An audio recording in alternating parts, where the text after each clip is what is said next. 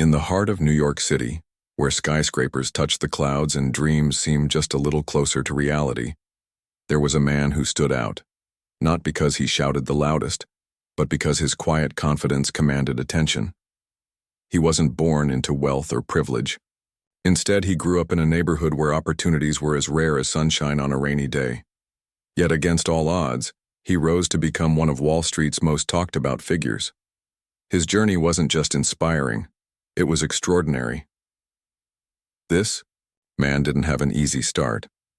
Raised in a small apartment by a single parent who worked 2 jobs just to make ends meet, he learned early on what it meant to hustle. School wasn't always smooth sailing either. There were days when he felt out of place, surrounded by classmates whose families had generations of success behind them. But he had something those kids didn't, a fire inside him that refused to go out. While others saw obstacles, he saw stepping stones. After finishing school, he took every opportunity he could find. He started at the bottom, working late nights and early mornings, determined to prove himself. People noticed. His bosses saw potential in him, even if some doubted whether someone like him, someone who looked different from the usual crowd, on Wall Street, could climb too high. But he didn't let their doubts weigh him down. Instead, he used them as fuel. Promotion after promotion followed, each one bringing him closer to the top. Eventually, he reached a position no one thought possible. He became the first Black CEO of Prestige National Bank, a mid-sized financial institution known for its old-school ways. It wasn't just a win for him. It was a win for everyone who believed change was possible. Under his leadership, the bank flourished. Profits soared, yes, but more importantly, he brought fresh ideas to the table. He launched programs aimed at helping communities often ignored by big banks. Loans were made accessible to small businesses owned by minorities. Financial literacy workshops popped up in neighborhoods where people had been left behind for years. For the first time, Prestige National Bank wasn't just about numbers, it was about people. But success isn't always celebrated equally. As much as he inspired admiration, he also attracted envy. Some whispered that he hadn't earned his spot, that he was only there to fill a diversity quota.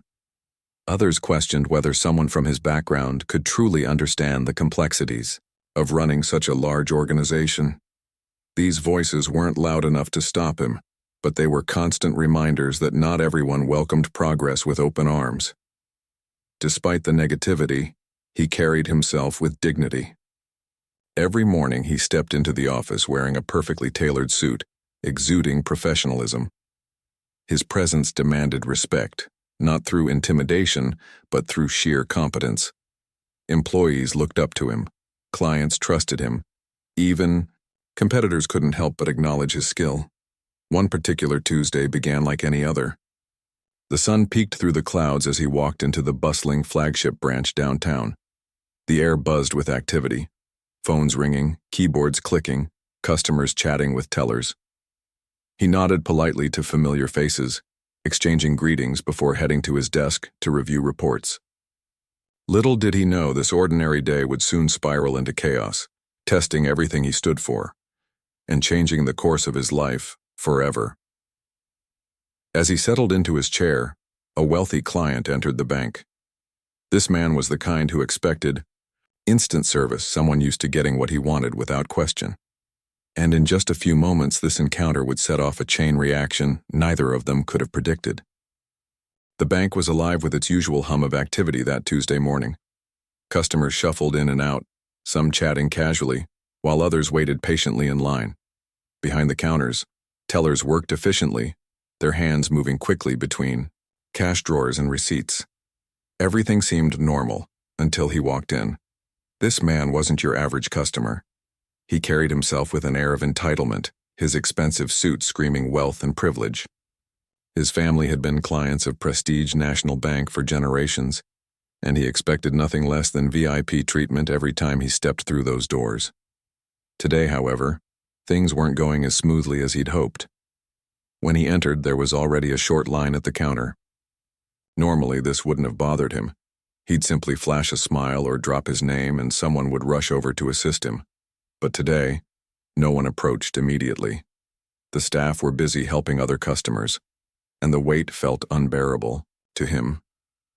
Impatience bubbled under his skin until it boiled over into frustration. Without hesitation, he marched straight toward the front desk, bypassing the queue entirely. There, standing near the manager's station, was the CEO, the same man who had risen from humble beginnings to lead the entire institution. Dressed impeccably in a tailored suit, the CEO stood reviewing documents with focused intensity. To anyone paying attention, it was clear that this was the person in charge, but not to him. The wealthy client glanced at the CEO, then did a double-take. Something about the man didn't fit the image in his head. In his mind, CEOs looked a certain way. They were older, maybe gray-haired, definitely white. This man? He looked different. Dark-skinned, polished, and confident, he didn't match the stereotype the client held. So instead of addressing him respectfully, the client spoke sharply, his tone dripping with condescension. "Excuse me," he barked, interrupting the CEO mid-sentence. "I need to speak to someone important right now. Where's the manager?" The room fell silent for a brief moment. People turned to look, sensing tension brewing. The CEO paused, setting down the papers he'd been reading. With calm composure, he introduced himself. "I'm the CEO of this bank," he said evenly, meeting the client's gaze without flinching. "How can I assist you?" For a split second, the wealthy client froze. Then disbelief twisted his face into a sneer. "You? The CEO?" He scoffed loudly enough for nearby employees and customers to hear. "That's impossible." His words hung heavy in the air, sharp and dismissive. It wasn't just skepticism, it was mockery. A challenge disguised as doubt. The kind of comment designed to undermine, to make the listener question their place. But the CEO didn't rise to the bait. Years of navigating similar situations had taught him how to stay composed, even when faced with blatant disrespect. Instead of reacting defensively, he offered a polite smile and gestured toward a private meeting area. "If you'd like to discuss your concerns further, we can step into my office," he suggested calmly. The wealthy client wasn't satisfied. He crossed his arms, refusing to budge. "No offense," he said, though his tone implied quite the opposite. "But I'd rather speak to someone else, someone who actually knows what they're doing." The insult stung, but the CEO kept his expression neutral. By now a small crowd had gathered, employees exchanging uneasy glances, customers whispering among themselves. Everyone could feel the tension escalating. That's when the bank manager intervened. She hurried over, her face flushed with anxiety. Losing a high-profile client like this man could mean trouble for the branch, and for her job. Desperate to diffuse the situation, she made a decision she would later regret. "Sir, please excuse us," she said to the wealthy client, her voice trembling slightly. Turning to the CEO, she added, "Let me handle this. You've got other priorities to focus on." It was a subtle request, but the implication was clear. Step aside. Let someone else deal with this difficult customer. For a moment, the CEO hesitated. He knew what was happening here, a microaggression cloaked in professionalism, yet he chose not to argue. Maintaining dignity mattered more than proving a point in front of an audience. Nodding briefly, he stepped back, allowing the manager to escort the wealthy client into a private meeting room. 5 minutes later, chaos erupted. Alarms blared throughout the building, piercing the quiet atmosphere like a storm breaking loose. Employees scrambled, shouting instructions as panic spread among the customers. Phones rang nonstop and frantic voices filled the air. Someone shouted, "We've been hacked." At first, no one understood the full scope of what was happening. All they knew was that something catastrophic had occurred. Accounts were being drained at lightning speed, millions disappearing before anyone could react. Among the victims? The very same wealthy client who had demanded to see someone important. Pale and shaking, he emerged from the meeting room, yelling about how his life savings were gone. Panic rippled through the crowd as more customers realized their funds had vanished too. Amid the chaos, the CEO, who had been standing quietly in the background, sprang into action. Drawing on years of experience managing crises, he took charge. He directed IT teams to isolate compromised systems, coordinated with law enforcement, and reassured terrified customers that steps were being taken to recover their money. In those critical hours, his leadership shone brighter than ever. While others faltered under pressure, he remained calm and decisive, guiding the bank through one of its darkest moments.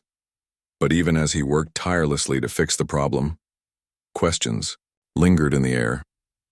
What had just happened? And why did it feel like the day's events were somehow connected? The alarms blared like a fire alarm stuck on repeat, cutting through the tense air of the bank. Customers froze in place, unsure whether to run or stay put.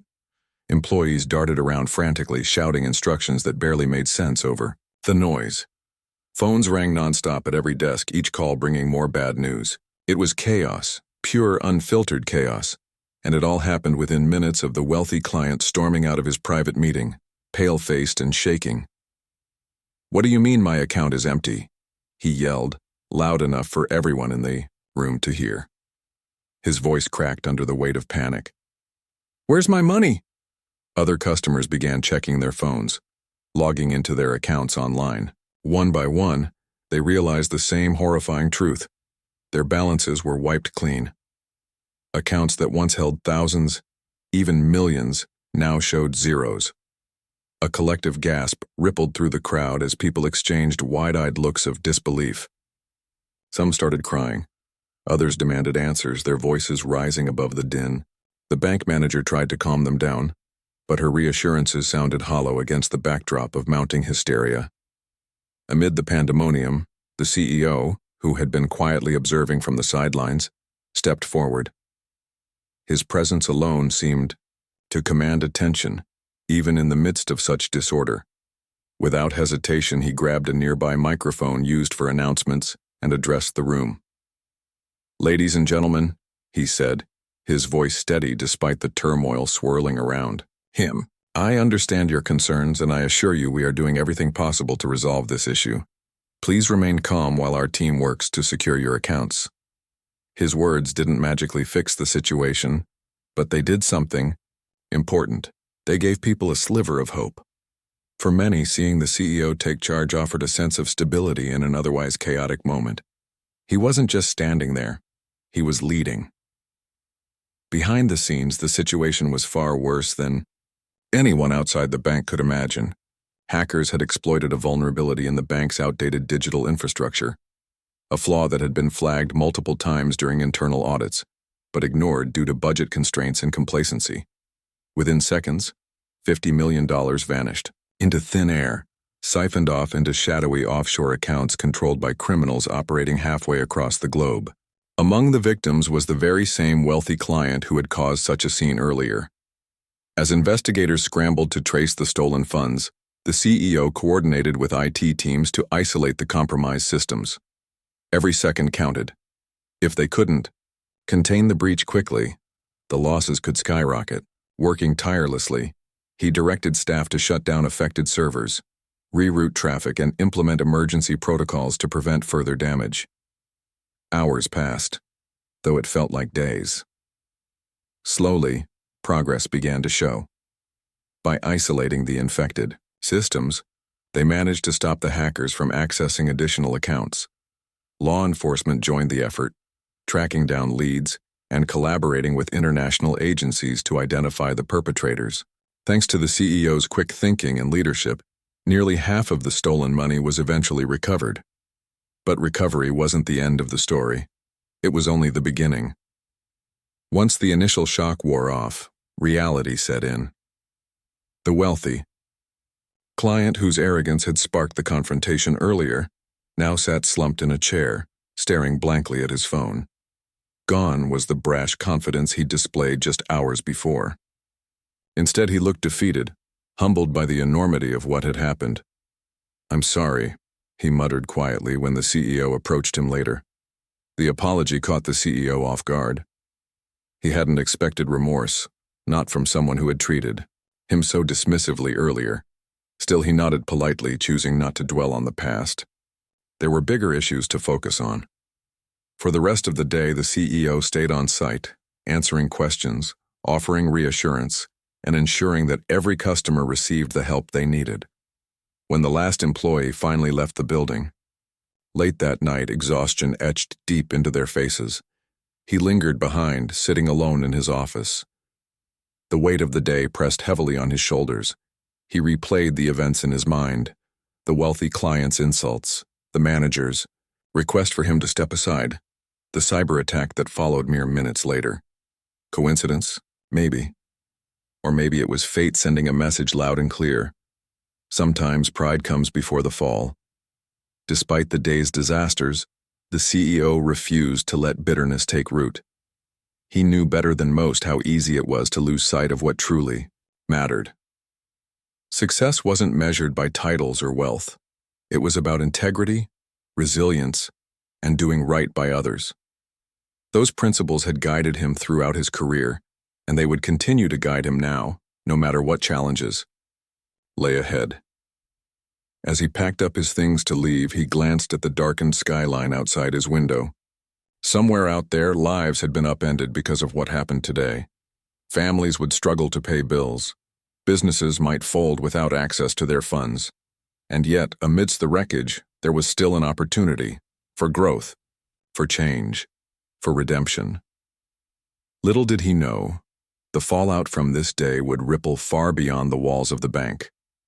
What seemed like a personal humiliation would soon become a national scandal, exposing cracks in the foundation of the institution he had worked so hard to build. But for now, all he could do was take it one step at a time. The days that followed the cyber attack felt like a blur. News of the $50 million breach spread like wildfire, dominating headlines across the country. Reporters camped outside the bank's headquarters, shoving microphones toward anyone willing to speak. Social media exploded with theories, accusations, and outrage. Customers demanded answers while shareholders panicked over plummeting stock prices. It was as if the entire world had turned its gaze on Prestige National Bank, and not in a good way. At first, the public praised the CEO for his calm and decisive response during the crisis. Interviews replayed clips of him addressing the crowd inside the bank, his voice steady and reassuring. Articles highlighted how his leadership prevented further losses and helped recover nearly half of the stolen funds. For a brief moment, it seemed like he might emerge from the chaos as a hero. But heroes aren't always treated kindly, especially when people are looking for someone to blame. Behind closed doors, whispers began to circulate among the bank's board members. Some pointed fingers at outdated cybersecurity measures, questioning why warnings about vulnerabilities had been ignored for so long. Others shifted the blame onto the CEO himself. They argued that his focus on social initiatives had distracted the bank from core priorities like security upgrades. These criticisms weren't based on facts. They were rooted in biases, resentments, and fear. Then came the insinuations. Certain board members suggested that the wealthy client's complaints earlier that day hinted at deeper issues within the bank's leadership. They implied that the CEO's presence created unnecessary tension with high-profile clients, driving them away, or worse, making them targets for hackers. None of these claims held water, but they didn't need to. The goal wasn't truth. It was scapegoating. The pressure mounted. Board meetings turned into heated debates, with some members openly calling for the CEO's resignation. Supporters tried to defend him, pointing out that the breach happened because of systemic neglect, not his actions. But their voices were drowned out by louder, more aggressive opponents. In the end, it became clear that staying on would mean fighting an uphill battle against forces determined to see him fail. One evening, after a particularly grueling meeting, the CEO sat alone in his office. The room was dimly lit, the hum of fluorescent lights barely audible over the silence. He stared at the stack of papers in front of him.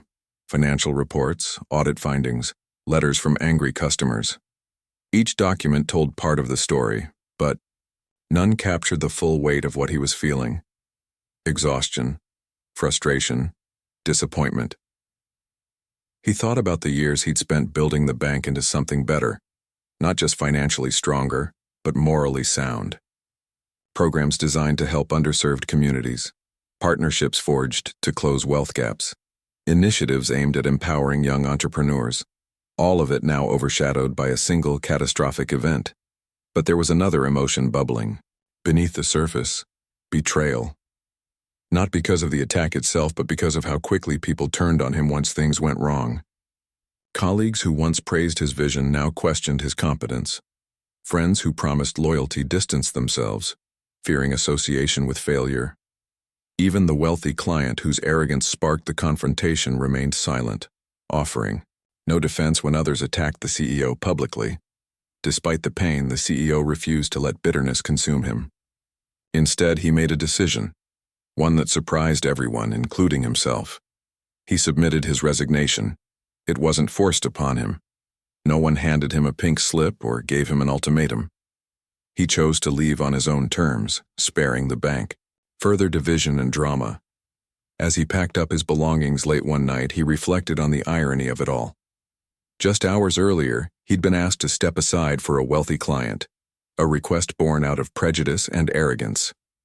Now he was walking away entirely, leaving behind an institution crumbling under the weight of its own failures. Word of his resignation leaked almost immediately. Employees gathered in hushed conversations, sharing disbelief and sadness. Many admired him deeply, seeing him not just as a leader but as a mentor and role model. For them, his departure felt like losing a guiding light. Outside the bank, reactions were mixed. Some celebrated his exit, claiming it proved their suspicions about his leadership. Others mourned the loss of someone they believed represented hope for change in an industry often criticized for exclusion and greed.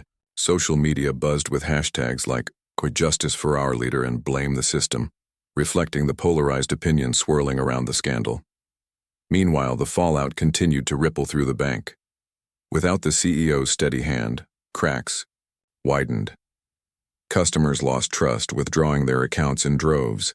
Employees grew disengaged, morale sinking to an all-time low. Profits plummeted, and key executives began resigning, citing frustration with the toxic environment. Prestige National Bank, once a symbol of stability, now teetered on the brink of collapse. Yet, amid the chaos, seeds of redemption began to sprout. Federal investigators traced the source of the cyber attack back to a rival financial firm seeking to sabotage the bank. Evidence revealed that the breach could have been prevented if earlier warnings about security flaws had been addressed, a fact that vindicated the CEO completely. Public opinion shifted dramatically. Calls for his return grew louder, with petitions circulating online and protests erupting outside the bank's headquarters. Still, he stayed away. Returning would mean re-entering a system riddled with politics and biases he'd already escaped. Besides, he had found purpose elsewhere. While the bank struggled to survive, he focused on mentoring young entrepreneurs and advocating for ethical practices in finance. His work inspired countless individuals, proving that true greatness isn't defined by titles or positions, it's measured by impact. And so, as the dust settled and the truth came to light, the CEO moved forward with grace and determination. He knew the road ahead wouldn't be easy, but he also knew this: sometimes walking away is the bravest thing you can do. After stepping away from the bank, life took a quieter turn. The person at the center of the story found themselves reflecting deeply on everything that had happened. They weren't bitter, but they couldn't deny feeling hurt by how things unfolded. It wasn't just about losing their position. It was about being treated as if their contributions didn't matter. For days, even weeks, they stayed indoors, avoiding calls and emails, trying to process what had occurred. But slowly, clarity began to emerge. This wasn't the end. It was a chance for something new. One morning, while sipping coffee and flipping through old notebooks filled with ideas from years past, inspiration struck. There were so many untapped dreams, projects left unfinished because of the demands of running a big institution like the bank. Now, without those constraints, there was freedom to explore. A spark ignited within them. Why not use this moment to create something meaningful, something that could help others avoid the struggles they faced? They started small, hosting informal gatherings in community centers. At first, only a handful of people showed up: young adults, college students, and even a few retirees curious about financial literacy. Each session turned into an open conversation. Instead of lecturing, they shared stories, both successes and failures, from their time in banking. They talked about how systems often exclude certain groups, making it harder for them to succeed financially, and most importantly, they emphasized hope. No matter where you start, progress is possible with the right tools and mindset. Word spread quickly. People appreciated the honesty and authenticity. Unlike polished corporate seminars, these sessions felt real. Attendees connected with the speaker's vulnerability and passion. Soon invitations poured in from schools, nonprofits, and local businesses asking for workshops. What began as a personal healing journey transformed into a movement. During this period, the former CEO also made peace with the past. News continued to trickle in about the bank's struggles. Without strong leadership, the institution stumbled. Customers lost trust. Employees grew disengaged and profits plummeted. Some former colleagues reached out privately, expressing regret over how events unfolded. While forgiveness didn't come easily, the conversations helped close chapters that needed closure. Meanwhile, federal investigators finally cracked the case behind the massive cyber attack. The truth came out. The breach wasn't random. A rival firm had orchestrated the entire operation, aiming to destabilize the bank. Investigators discovered evidence showing that warnings about security flaws had been ignored repeatedly by senior management before the attack. When this information became public, opinions shifted dramatically. Many who once doubted the former leader now saw them as a victim of circumstance, a scapegoat used to cover up deeper issues. Calls for their return to the bank grew louder. Online petitions gathered thousands of signatures. Protesters gathered outside the bank's headquarters, holding signs that read, "Bring back leadership." But despite the mounting pressure, they chose not to go back. Returning would mean re-entering a world riddled with politics and biases they'd already escaped. Besides, they had found purpose elsewhere. Instead, they poured all their energy into launching a new venture. This time it wouldn't be about climbing corporate ladders or pleasing shareholders. It would focus on building a fairer financial system, one that prioritized people over profits. After months of planning, Equity Horizon Group was born. The company aimed to provide accessible financial services to underserved communities. From affordable loans to educational programs teaching smart money management, every initiative was designed with inclusion in mind. The launch drew attention nationwide. Media outlets covered the story extensively, highlighting how one individual turned adversity into opportunity. Investors eager to support ethical entrepreneurship lined up to fund the project. Within its first year, Equity Horizon Group opened branches in several cities, helping countless families achieve financial stability. Despite their success, the founder never forgot where they came from. They remained grounded, always remembering the lessons learned during tough times. Every milestone served as a reminder of resilience, the ability to rise after falling. And though they never sought recognition, accolades followed naturally. Awards ceremonies celebrated their contributions to society, and universities invited them to deliver commencement speeches. But perhaps the greatest reward came from seeing lives change. Young entrepreneurs mentored by the founder went on to build thriving businesses. Families saved enough to buy homes or send kids to college. Communities once overlooked by traditional banks now had access to resources that empowered them. These victories weren't just numbers on a balance sheet, they represented real impact. As time passed, the failed bank faded further into memory. New leadership eventually stabilized it, adopting some of the strategies championed by the ousted executive. Though they never returned, their influence lingered. Their vision lived on through policies implemented long after they left. Reflecting on the journey, the founder realized something profound. Setbacks aren't failures unless you let them define you. That day when dignity was stripped away wasn't the lowest point. It was the beginning of something extraordinary. By choosing to move forward with grace and determination, they proved that true strength lies not in titles or positions, but in character and purpose. And so, standing tall amidst the challenges of the past, they embraced the future with open arms. Their legacy wasn't tied to any single institution or role. Instead, it belonged to everyone whose life they touched along the way.